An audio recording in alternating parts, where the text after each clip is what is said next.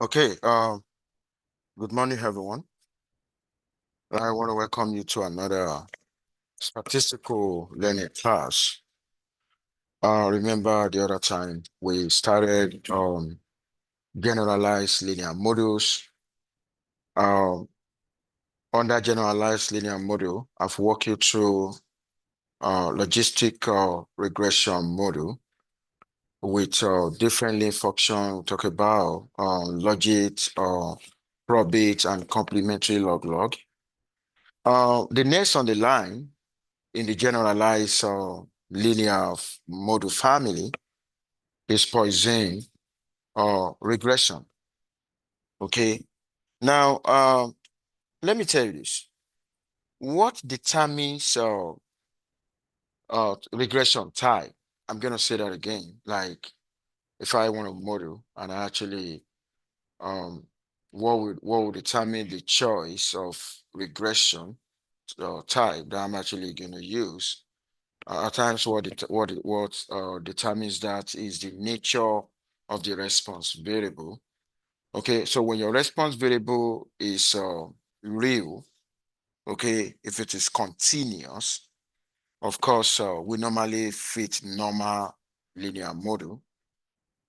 When the response variable is categorical, if it is a probability, just like the one we did the other time, it's going to be binomial regression. Now also called binary logistic. And what if in a situation where the response is a bounded integer? Of course, we have that. But what if in a situation where the response variable here is unbounded integer, or probably is a count, then we're actually going to make use of Poisson regression. Theoretically, in statistics, there can be a movement from binomial distribution to Poisson distribution when um when the numbers of trial is very large and the probability of attaining success is very small. Binomial distribution converge to Poisson distribution. And in that situation, we're actually going to say Poisson distribution is a distribution used in modeling the occurrence of a real event. Okay. Now, what determines regression type to be used is the nature of the response variable. Now, whenever the response variable is a count, and we're counting the occurrence of a real event, you know what I say, real event that occur in a blue moon, we expect the probability of success to be very small. Does that make sense? And of course, the counting number of events, okay, we're normally going to have it in a time interval. Now, having established that, if I want to relate the random component, which is the response variable to the systematic part that I call the linear combination of predators, I need a link function. You remember the other time, using the idea of exponential family, we were able to derive that the link function for Poisson is log lambda. Okay, we're able to derive that theta equal to log lambda. I remember when we were dealing with binomial distribution, when we're trying to investigate whether binomial distribution is from exponential family, we derive the link function. The link function was logit, which is the log of pi divided by 1 minus pi. And that was what we use, okay, when we are fitting logistic regression model, we equate the logit of pi, okay, which is the link function to the what? To the systematic part. So for Poisson, Okay, the canonical link function is log pi. Then I'm sorry, log lambda. Then we're going to equate that to the systematic part. The systematic part is the x beta, you know that, which is the linear combination of the predators. Now, but there's something I wanted to also know about. In a Poisson distribution, the mean is lambda. I say, you know that? Now, if the mean equal to lambda, I'm actually going to say lambda, okay, is equal to the expected value of y given predator. Okay, that is theoretical from a Poisson distribution. The mean of a Poisson distribution is actually lambda. But here, the link function is the log of pi. So if I have log of pi, if I want to rewrite y, okay, please, I need you to pay attention. What I'm doing right now is somehow mathematical. If you don't understand, ask question. Now, from this, if the log of pi equal to of lambda equal to that, I'm going to say that again. If the log of lambda equal to that, where do I derive the log of lambda? I derive that from the exponential family. Okay, using Poisson distribution. That was the link function that we derive. We're actually equating that now to the systematic parts. Now, if I want to find lambda, I'm going to exponentiate because log lambda equal to that. If I'm interested in getting lambda, I'm going to exponentiate. And is there anyone who doesn't understand how I move from that to that? If I have a log or something, now to find that thing, then I'm actually going to exponentiate both sides. Okay, now after exponentiating both sides, I'll be able to talk about lambda. And that very estimate of lambda, oh my God, the estimate of the lambda, okay, is the same thing as a predicted response. I may want to have a predicted count. I may want to predict the number of customers that visit a store, okay, subject to some factors. If I want to make that prediction, then I'm actually going to use lambda cap equal exponential raised to power x beta. Take a look at that. And you know what?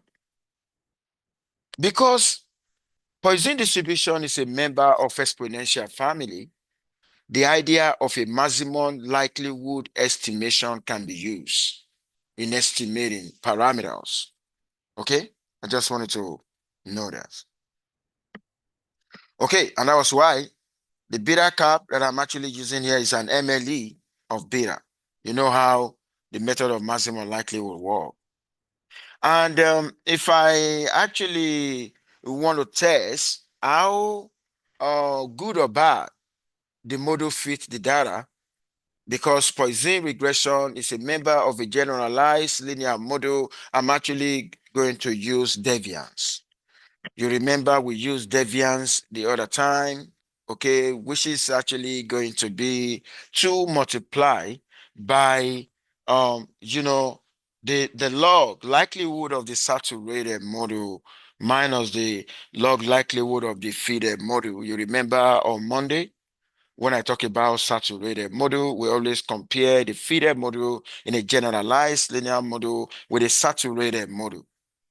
A saturated model is a theoretical model that fits the data perfectly well. So that is the idea, the deviance, okay?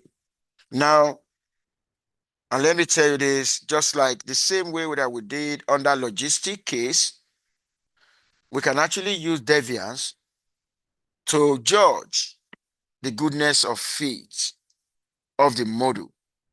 Okay, we can use to judge the goodness of fit of the model. And that will be based on a chi-square approximation. Okay, we can also have a way to compare 2 nested models. Okay, where one is simple model, the other one is complicated model. Okay, we can actually compare that. Now, the bottom line is we use Poisson regression if the response variable is a count, not continuous, okay, not categorical, but it is a count. And I want to know the number of snake bites in a year, or I want to know the number of customers, or I want to know the number of high school students that will be successfully enrolled into college. So I know that could be driven by a number of factors, right? So when the response variable is a count, I'm going to be using, I'm actually going to consider the use of Poisson regression model. Okay, so we can also use a Poisson chi-squared. We use a Poisson chi-squared under logistic regression because the Poisson regression and the logistic regression model, they are both members of a generalized linear model. Of course, we can use the same metric of evaluation for them.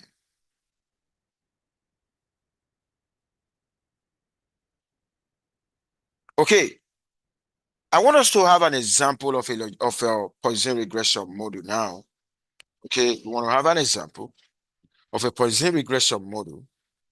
Okay, and how do we interpret the parameters in a Poisson regression model? And I need you to pay attention. I want us to have this example. Okay, Y here is the number of students of class 2022 who will go to graduate school. It is not all students who complete their undergraduate that go to graduate school. Some they decide not to go. So in this case, Y is a count. Okay. Now, the predictor variable that we could have one predictor variable, we could have more than one. Right now, we only have one, which is we got two, gender and age. Okay, X1, the gender is categorical. That's why, you can see two levels, and age is continuous. Okay, and you know what? If I give you this scenario, please pay attention. If I give you this scenario, okay, I give you this scenario, and I ask you to suggest the model, a befitting model. That's going to be a Poisson regression model. How do you specify the model? This is the specification. Please pay attention. What you have here. That's what you're going to specify for me. Look at that. Can you see that? That is the specification. We know my Poisson regression model is going to be log lambda. The log lambda here represents the link function that we derive from exponential family using Poisson distribution.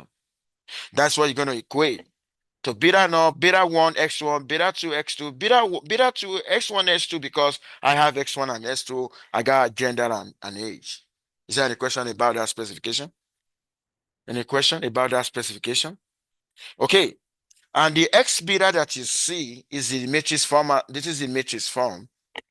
Okay, that guy is just talking about the matrix form. Okay, I'm writing that in both matrix form and a scalar form. Okay, in both matrix form and a scalar form. Okay, and don't forget that the lambda is actually the mean of the Poisson. The lambda is expected value of y given s. Let me tell you this. You will be able to successfully interpret parameter in a regression model if you really understand what each notation represents. So right now, lambda, please pay attention. Okay, I'm seeing a lot of exam questions here, midterm 2. Okay, look at this. Lambda here is the mean of y given s. Expected value of y given s, that's a conditional mean, right? It's lambda. Okay, expected value of y given s is not log lambda, but lambda, according to the theoretical definition of a Poisson distribution. Okay, in a Poisson distribution, the parameter is lambda, the mean of y is lambda. Does that make sense? Okay, now How can we interpret the expected value of y given s right now? Please pay attention. Whenever you see expectation, expectation means average. Average. Now, that would mean the average number of students of class 2022 going to the graduate school based on their age and gender. Why do I say based on their age and gender? Because they say, you can see given X. Look at this very X. It's a matrix. That X is a matrix. That very X will represent the gender and age, period we're talking about here. And Y, the number of student of class 2022. But the expectation is trying to tell us that we're focusing on the average. Is there any question on that? Is there any question on that? Okay, now that you understand that, let's say for instance, we've already performed Poisson regression model, and we have an estimation. We got a beta naught to be there, the beta 1 curve, the beta 2 curve. And the question is, how do we interpret? Please pay attention. A lot of midterm 2 questions here. Pay attention. Another exam is not. Pay attention. Okay, so how do I interpret this guy? Because if you look at each of these, it's a log estimate. The one in the logistic regression is log odd estimate. But the one in Poisson regression, the betas they are log estimates. And if something is a log, if I want to remove the log, then I will need to exponentiate. Oh my God. Can you see why I'm exponentiating? Please pay attention, like I said. Okay, I'm exponentiating now. Why am I exponentiating? Because, this estimate are log estimate, LOG, logarithm estimate. Does that make sense? For Poisson regression. Now, when I exponentiate that, okay, I'm exponentiating, my beta 1 is this guy, right? When I take the exponentiation of that give me 2.16. How am I going to interpret that? That is what I want to show you right now. Okay, don't forget the beta 1 correspond to what? Well, X1. What is the X1? X1 is whether it's a female or male. Okay, the regression coefficient for X1 is beta 1. And if we're given the beta 1 to be 0.0771, we exponentiate that. After exponentiating that, how do I interpret? Take a look at the interpretation. The expected number of female students. Why do I say female student? Why not male? Please pay attention. Because maybe I coded female as 1. Can you see that? Female coded as 1. And that's why I mentioned female. If male is coded as 1, I'm also going to mention male. Does that make sense? Now, and that's why you see that. The expected number, when I say expected number, I also mean average number. Does that make sense? So the expected number of female students graduating in 2022, we go to graduate school, is 2.16 times higher than the expected number of male students of the same, graduating in 2022. The interpretation here is more or less like a comparative analysis because the predator here is gender. Gender has 2 levels. Okay, so that is going to be higher. That's what it means. Okay. Now, in terms of model, some of you may be wondering. Please pay attention. Okay, some of you may be wondering why this. Why exponentiation in a Poisson regression model? Why exponentiation of parameters in a Poisson regression model? And I want to walk you through that theoretically. This is the model, right? According to the lane function, the log of expectation, don't forget, why do I say the log of expectation? Okay, we said log lambda equal beta naught car plus beta 1 x1 plus beta 2 x2. Okay. But what is my lambda? According to Poisson distribution, it is the expected value of y given x. So I can rewrite this guy as log into expectation of y given x, but right now my s is a vector because I got two predators. And that was why you see when x1 equal to 1, okay, and when x2 equal to x2, okay, so this guy here equal to beta naught plus beta 1 x1 plus beta 2 x2. Okay, so why do I say x1 equal to 1? Because I'm focusing on female. Does that make sense? Because female was coded as 1. Okay, so focusing on female. So the first one is focusing on female. Okay, the second one is focusing on male. Can you see the difference? Okay, so the second one you're going to see that where x1 equal to 0, the x1 part, the beta 1 is going to disappear in the second one. Can you see that now? Now, if that happens, what do I want to do? I want to look at the change between them. I'm going to subtract. Do you see what I'm doing here? Please pay attention now. I'm subtracting the two logarithm, the one for male and the one for female. I'm also going to subtract the corresponding. Okay, so what am I going to do? It's like subtracting that guy from that guy. And what do I have? That leads us to this, to beta 1. And if that leads us to beta 1, if I want to get y, if I want to get the expectation instead of the log, you can see from here to here, then I'm actually going to have that. Look at that now. And that is the essence of the exponentiation. Okay, now if you understand that, I'm actually going to move right now. I'm going to move right now.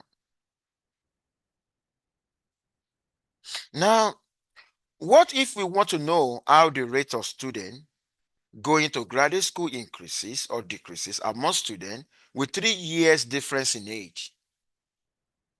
The other time, I kept age as at a constant, and I was only focusing on whether male or female.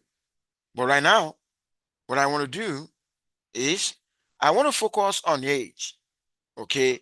Now, if I want to do that, difference in age, and they said it's a 3, take a look at that.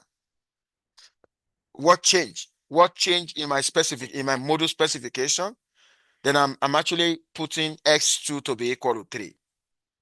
That 3 is 3 difference in age. You see, every other thing stay the same. Okay. Now, if I have a situation like that, and I'm keeping this a constant, I'm keeping this one. I want to keep, okay, whether male or female, I'm keeping gender at constant. Then I'm only going to have the log of this guy. The log of this guy equal to this. Okay. And if the log of that guy equal to that, if I want to remove the log, what am I going to do? I'm actually going to exponentiate. You see the exponentiation? And if the moment I know the values of a beta cap 2, I'm going to plug that in, then that will give me 0.382. Okay. Now, if I have a 0.382 now, okay. Now, if you take a look at what I have a 0.382. Then I'm going to do 1 divided by that. Okay, 1 divided by that. So 1 divided by that will give me 2.62. Okay, now if I have 2.62, how am I going to interpret that? Then I'm actually going to say the average number of students. You can see now, students. I did not specify whether male or female because I'm keeping that at constant, okay, of student graduating in 2022 and going to graduate school is 2.62 times lower. Why? Can somebody tell me for extra credit? Why lower? Why not higher? Why is it lower? Why do I use the word lower? And why not higher? Can somebody tell me for extra credit? lower because the beta 2 is negative. Does that make sense? You have to pay attention to the sign of the beta curve, because we said the beta 2, take a look at the example we're trading here. Okay, you say beta 2 is negative. Okay, when beta is positive, we're going to say higher. Does that make sense? Negative, lower. Okay, so right now, that's what you see. Okay, and after saying that, you say, why adjusting for gender? Why adjusting for gender is like you are actually keeping gender at constant. Is there any question on this? Okay, so the interpretation continue. Please pay attention. Finally, what is the average number of male students who are 22 years old going to graduate school? Then I want to talk about prediction if that comes. I already know the age to be 22. Okay, but they mention what? They mention, please pay attention. What do they mention here? They mention male. Don't forget, we coded male as 0, right? So which means if I go into the module, when I write the module for Poisson regression, wherever I see x1, I'm going to plug in 0 because that is for male, and x2 is 22. And I already know my beta 0 card, the beta 1 card, the beta 2 card, and don't forget it's going to be log of that. So if I want to find the expectation right now, then I'm actually going to find the exponentiation of all of that. And I'm actually getting this. Removing the log requires exponentiation. And that's why in the midterm too, a lot of calculator work, a lot, I'm also going to allow you to use the software. Okay. Now, how do we interpret this guy? We got 0.00143. Please pay attention. Okay. You can be asked to interpret this guy. That is the average. Okay. The average number. Here, the interpretation is going to be on the 22 years old going to graduate school. Okay. That is what we just computed. Now, I'm going to go into more example.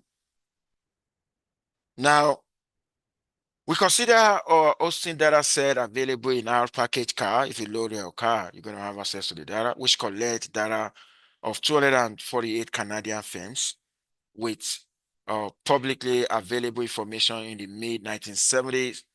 The variable availables are assets in millions of dollars, the sector, the different kind of sector, okay, the industrial sector, if, and so like that, the nation, okay, Canada, UK, United States, interlocks, and so on like that. Now, I needed to pay attention. How do we fit a Poisson regression in R? Okay, if you want to fit a Poisson regression in R, I need you to pay attention to this code. The interlocks is the response variable that's a count here. You're going to write GLM, generalized linear model. Okay, even in the logistic regression, we write GLM. But what is the difference? The difference is just the family. In the logistic regression, the family equal binomial, but right now, the family equal Poisson. Can you see that? Then with that, you're actually going to have, when you do the summary of that, you're actually going to have result. Take a look at all of this. Now, I need you to pay attention to this. Under the estimate, all these guys are log estimate, log. They are in log form. For logistic regression, it is log odd. Does that make sense? For Poisson regression, log. Okay, now take a look at the estimate.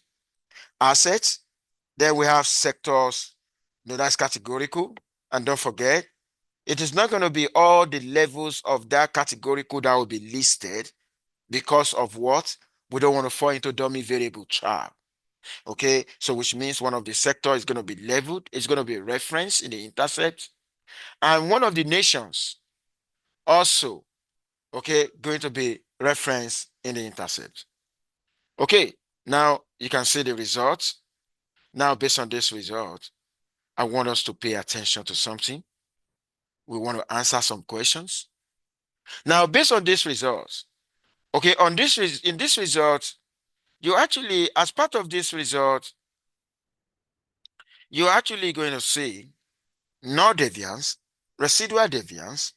I told you the other time, if I want to evaluate the goodness of fit of any generalized linear model, I'm actually going to focus on the deviance. But there are two types of deviance, the null deviance and the residual deviance. I remember I told you the other time the null deviance only talk about you comparing a model without covariate with saturated model. But the residual deviance compare model with covariate, model with predators, with saturated model. Okay, and that is why you see please pay attention, 1887.4 that was reported for residual deviance. This is how we got it. They use D equal 2 multiplied by the one for the saturated minus the one for the fitted. Okay, now we want to answer a question now. In exam, I'm going to give you outputs in R. You answer question, take a look at the question. How will you interpret beta curve associated with the assets? And I told you the other time, because the parameter associated with the assets, if I'm gonna go up, oh my God, the one in green, the 2.085, whatever, if you take a look at that, is a log estimate, log estimate.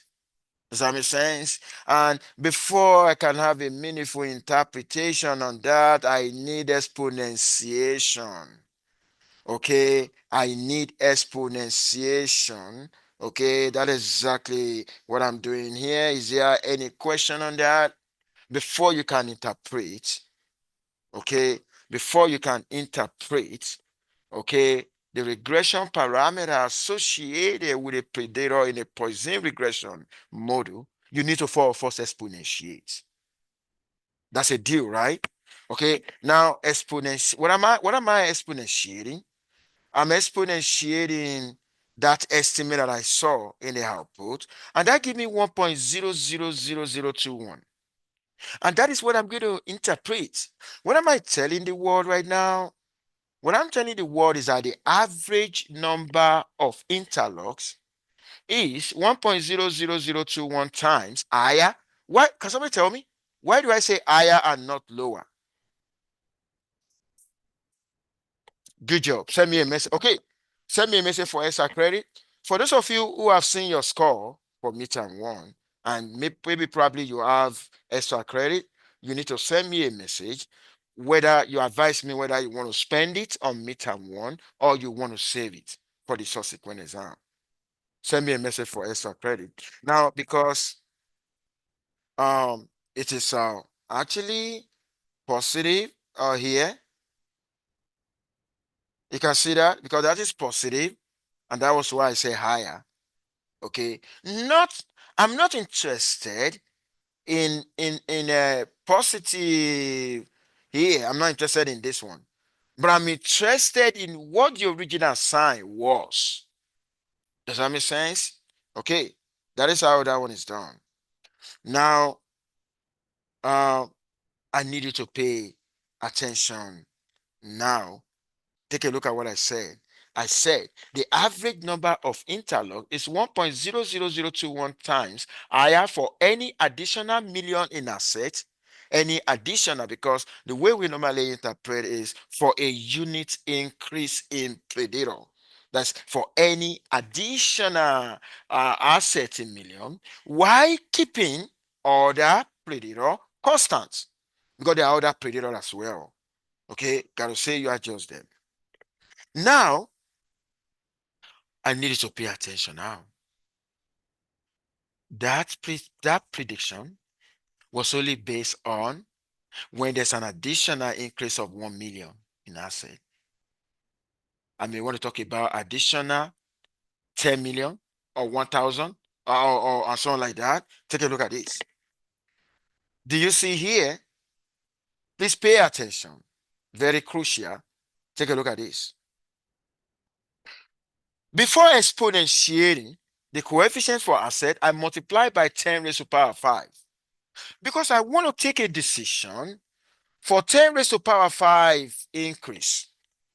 I can take a decision for 10 raised to power 2 increase, for 10 raised to power 3 increase. The initial one that we have is like, I'm looking at that in respect to 1 million increase. Does that make sense? Okay. Now, when I do that times 10 raised to power 5 and I take the exponentiation, I'm actually going to have that. So if I now want to interpret, I'm going to say the average number of interlocks is much more 8 times higher when the asset increase by that, while keeping all the other covariates fixed. Any question? Any question? Okay. If you're good, I'm actually going to move.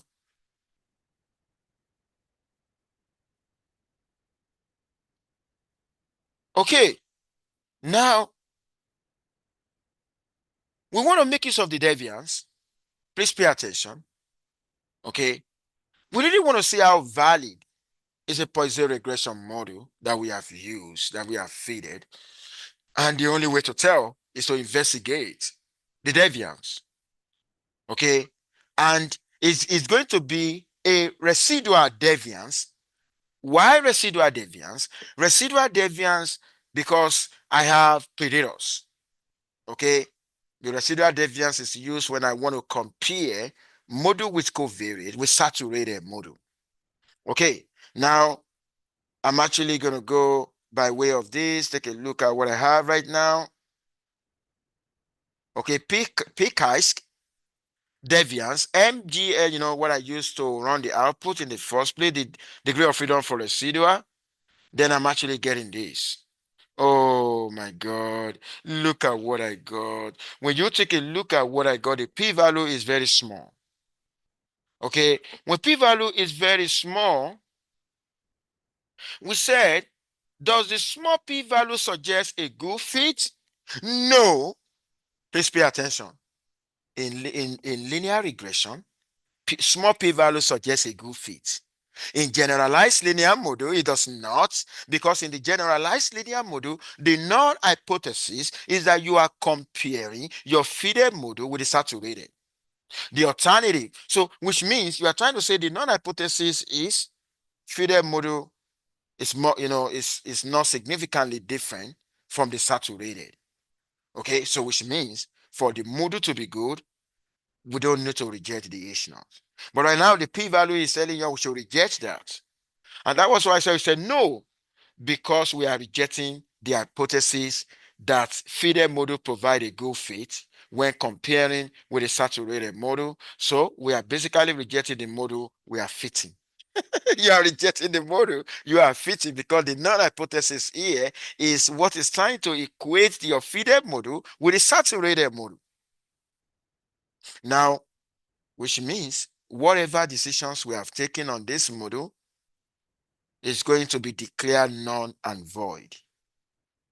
Okay, so which means there could be a problem. Okay, maybe there's a problem. Okay, which will lead us to the next material. Okay, and I said, however, since asset is a continuous variable, the NI may not be large enough to ensure a good approximation of the distribution of the deviance statistics. Now, let me tell you this. We believe that a deviance that we're using follow a certain distribution. What of if the deviance does not follow the distribution we claim? Let me tell you this. Somebody who judge could give a misleading judgment at times. But how are we going to know? Okay.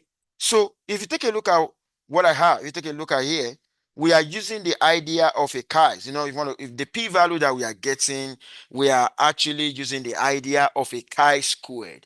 And before the deviance can follow chi squared distribution, we expect we actually expect a large sample size. That was why I said, may not be large enough. The NIs may not be large enough.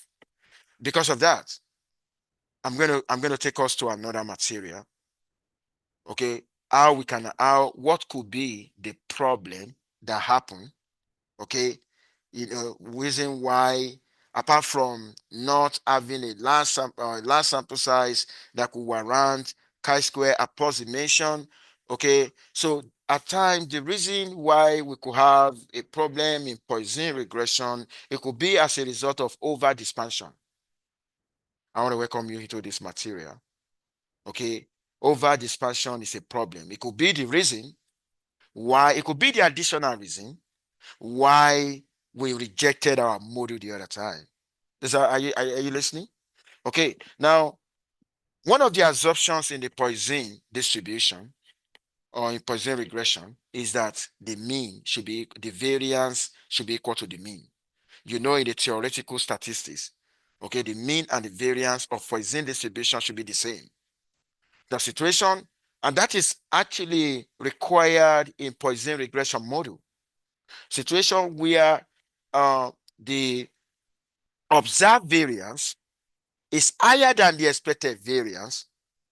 Okay, situation where the variance is actually higher than the mean, that will lead to over dispersion. Now, over dispersion is a problem because it affects the standard error of the estimate. It will underestimate the standard error of the estimate. You know, when the standard error is underestimated, okay, if the standard error is underestimated, you know, if I want to test significance, how significance is a predictor, I'm actually going to use this guy divided by the standard error of that, right? If this guy is underestimated, this guy is going to be small. When this guy is small, what will happen to that? That will be large, right? When that is large, the p-value will be small, and that will tell you the predictor is significant, even though the predictor may not even be significant. Maybe we know in the real life it shouldn't be significant, but because the standard error is underestimated. When standard error is underestimated, that could be a problem of over dispersion. We normally experience a problem of over dispersion in Poisson regression model when the variance is greater than the mean. Okay, now there's a lot of issue that could cause over dispersion. Okay, another reason that could cause over dispersion, maybe you omit relevant predictor. Okay, and so on like that. Now, I actually want to tell you the way out. How are we going to, what is the way out? Okay, you know, the other time we rejected our model, right? Using Poisson regression model. What is the way out? One of the way out is plug-in method. Plug-in method. Okay, plug-in method. In the plug-in method, we need to estimate the expansion parameter. Okay, and that was why I said one approach to mitigate the problem of over dispersion is to estimate the expansion parameter. Okay, rather than assuming, because in the Poisson regression model we assume that the expansion parameter is 1. But how are you going to know if it is not 1? Okay, you're actually going to say you're going to check the degree of freedom for residual. The moment the degree of freedom of residual is much more than 1, you could be expecting problem of over dispersion. Now, how do we actually estimate this? Please pay attention. We got 2 ways to estimate the dispersion parameter. We can go by way of, using deviance divided by n minus p minus 1, or we use a chi-squared divided by n minus p minus 1. What are we trying to do here? We want to resolve over dispersion. Over dispersion could be a reason why our Poisson regression model was rejected the other time. Okay, now we normally use this guy, this one. Now, what is the code? Based on the data, we're still using the same information. Take a look at this. That is the way to code that formula. Okay, so which is some residual MYG. We're still following up to what we did the other time. Don't forget, we rejected the model. And right now we want to fix the problem by using a plugin method. Now we actually estimated our phi to be 7.943697. Then we're going to go back into the module. We're going to write summary MYGLM. That was what we used before, right? Then we're going to indicate the expansion equal to that particular value. Then we're going to have a new output. Please pay attention. We're going to have a new output. But let me tell you this. Please pay attention. We're having a new output now. In the new output, if you check the estimate side, it's not going to change. If you compare the estimates, okay, if you compare what you have in the estimate here and what you have before, it's not going to change. But what is going to change is the standard error.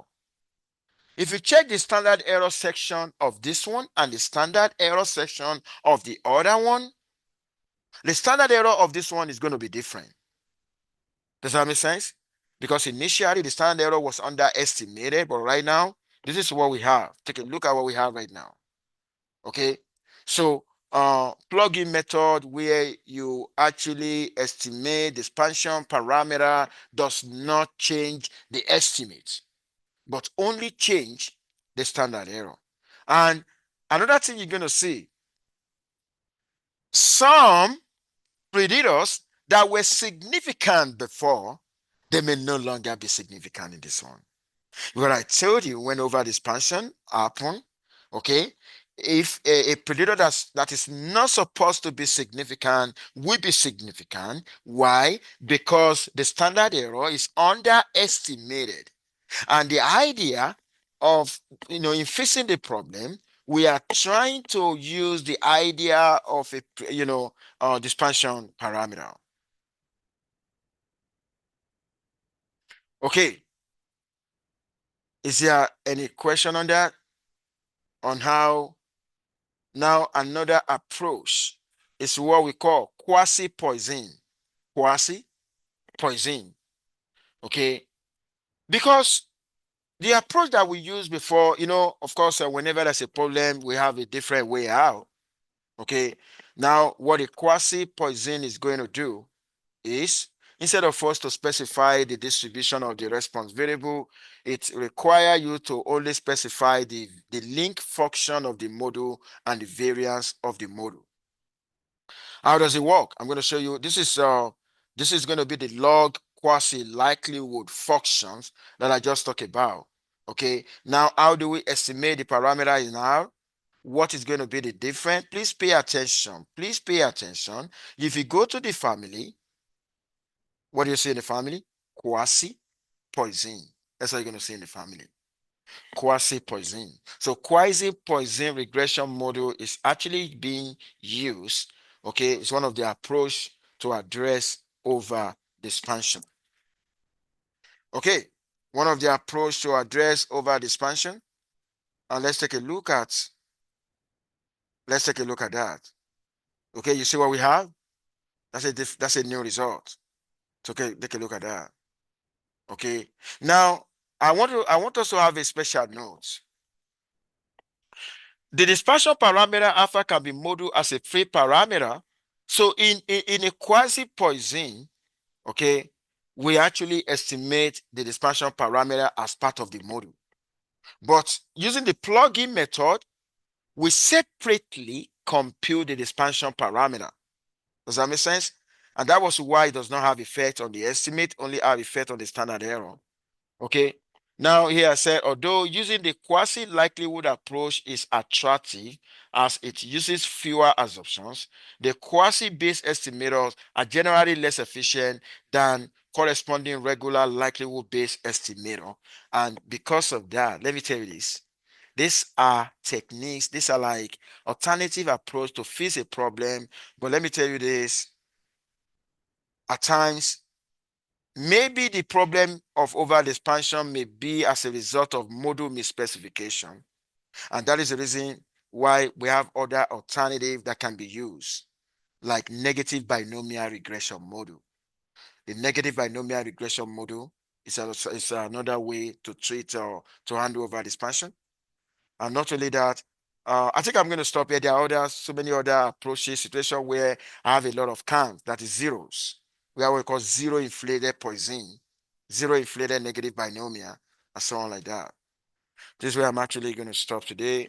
Like I said, you grab your exam document. Because I have a student writing a makeup, I'm actually going to release the solution to the midterm 2 on Friday. And make sure if I make a mistake in the grading, you can let me know. Okay, see you on Friday. Bye for now.